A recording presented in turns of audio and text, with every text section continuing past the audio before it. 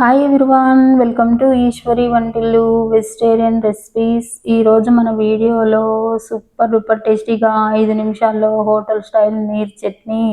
ఇది ఇడ్లీ, దోశ, పూరి, వడ, పొంగలి ఎందులోకైనా తినొచ్చండి. చేయడం కూడా చాలా ఈజీ, సూపర్ టేస్టీగా ఉంటుంది. సరే ఎలా చేయాలో చూద్దాం. దానికోసం ముందుగా మిక్సీ జార్లో అరకప్పు రోస్టెడ్ శనగదాలు లేదా తినే శనగపప్పు, పుట్నాల పప్పు అంటారు కదా, అవి అన్నమాట. ఇప్పుడు ఇందులోనే పావు కప్పు పచ్చి కొబ్బరి ముక్కలు వేసుకోవాలి. తర్వాత ఇందులోనే 4 పచ్చిమిర్చి తరుగు వేసుకోవాలి. తర్వాత ఇందులోనే అరకప్పు కడిగిన కొత్తిమీర ఆకులు వేసుకోవాలి. తర్వాత ఇందులోనే 1 స్పూన్ ఉప్పు వేసుకోవాలి. చూడండి, 1 స్పూన్ ఉప్పు వేసి కొద్దిగా చింతపండు ఒక 2 రెబ్బలు అన్నట్టు అనమాట, అంతే. ఇప్పుడు ఫస్ట్ ఒకసారి ఇది మిక్సీ పట్టి తీసుకోండి. చూడండి, ఈ విధంగా మిక్సీ పట్టాలి. తర్వాత ఇందులోనే మనము 1 కప్పు నీళ్ళు అనేది వేసుకోవాలన్నమాట. చూడండి, ఇలా 1 కప్పు నీళ్ళు పోసుకున్న తర్వాత దీన్ని మెత్తని పేస్ట్ లాగా, అంటే చట్నీ మెత్తని చట్నీలా వచ్చేలాగా మిక్సీ పట్టి తీసుకోవాలన్నమాట.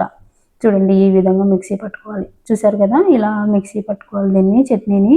ఈ చట్నీ చాలా ఈజీగా చేసుకోవచ్చు, ఎందులోకైనా చాలా బాగుంటుంది, ట్రై చేయండి. ఇప్పుడు ఈ చట్నీని అంతా ఒక గిన్నెలోకి తీసుకోవాలి.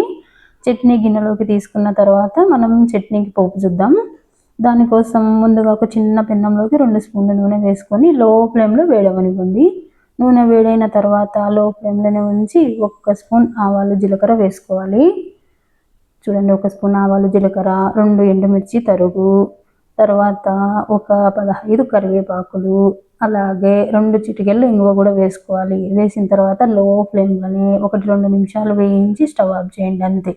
ఇప్పుడు ఈ పోపును చట్నీలో వేసి బాగా కలుపుకోవాలన్నమాట. ఈ చట్నీ ఇప్పుడు మీరు ఎందులోకైనా సర్వ్ చేసుకోవచ్చు.